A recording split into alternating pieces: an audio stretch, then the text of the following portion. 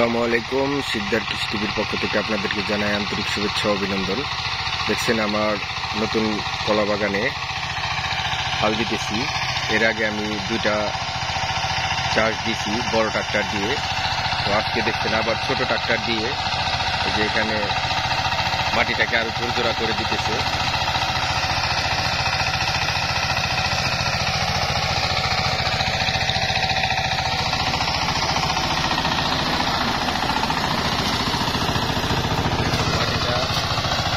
কত সুন্দর ঝরঝরা হয়ে গেছে।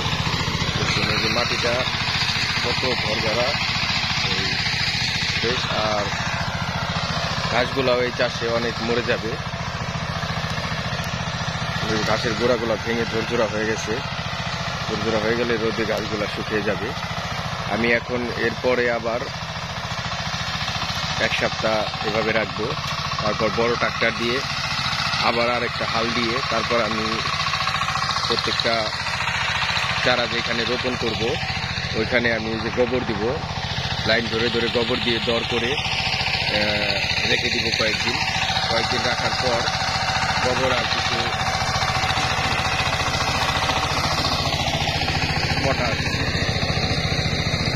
পটাশ লাল সার দিয়ে আমি প্রত্যেকটা দরে দরে লাইন করে কয়েকদিন রাখার পর তারপর আমি চারা রোপণ করব। তো আপনারা যারা কলা চাষ করেন বা কলা বাগান করতে আগ্রহী, অবশ্যই কলা বাগানের মাটিটা খুব ভালোভাবে চাষ দিয়ে একবারে ঝরঝরা করে দেবেন। আপনি মাটিটা যত ঝরঝরা করবেন তত আপনার এই গাছগুলা ভালো হবে আর মোটা তাজা হবে। আর অবশ্যই খৈল এবং গোবর দিয়ে রোপণ করবেন।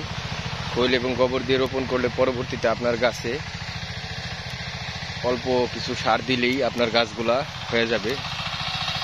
তো গোবর মাস্ট বি আপনারা দিবেন যদি খৈল নাও দেন, কারণ গোবরে অনেক মাটিটাকে ঝুরঝুরা করে আর খৈলও করে। তো আপনারা চেষ্টা করবেন খৈল এবং গোবর দিয়ে প্রত্যেকটা লাইন করে আপনার যেখানে যেখানে আপনি চারা রোপণ করবেন কোদাল দিয়ে কুবিয়ে ওইখানে দর করে ওই গোবরটা দিয়ে মাটি দিয়ে ঢেকে দিবেন। পরবর্তীতে আপনার 4 থেকে 5 দিন ওইভাবে রেখে তারপর আপনি আপনার গাছটা চারাটা রোপণ করবেন। দেখছেন আলহামদুলিল্লাহ আমার নতুন বাগান। এখানে প্রায়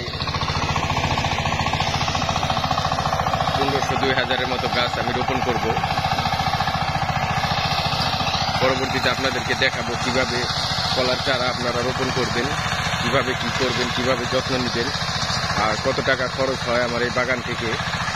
আমি একটু যেটা একটা ভিডিও বানিয়ে আপনাদেরকে দেখাবো। যারা যারা কলা চাষ করতে চান বা আগ্রহী আছেন, যারা আমার ভিডিওগুলো দেখেন, অবশ্যই কলা চাষ একটি লাভজনক ব্যবসা। আপনি যদি ঠিকমতো এর পরিচর্যা করতে পারেন তাহলে কলা চাষ করে আপনি লাভবান হতে পারবেন।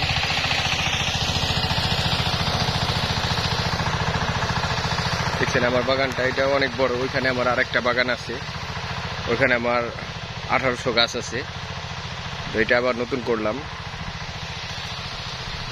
দেখছেন মাটিগুলা যেখানে আবারও চাষ দিয়ে পুরো ঝুরঝুরা করে দিবে। যত ঝুরঝুরা করবেন দেখছেন আমি পাড়া দিলে পাওটা ডেবে যায় মাটির ভিতরে, মানে ঝুরঝুরা হয়ে গেছে। এর আগে 2টা চাষ দিছি, এখন আবার ছোট ট্রাক্টর দিয়ে আবার আরেকটা চাষ দিতেছি।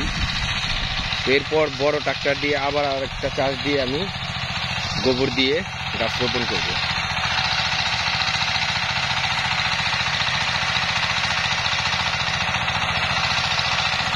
গাছ রোপণ করার ভিডিওটা আপনাদেরকে দেব।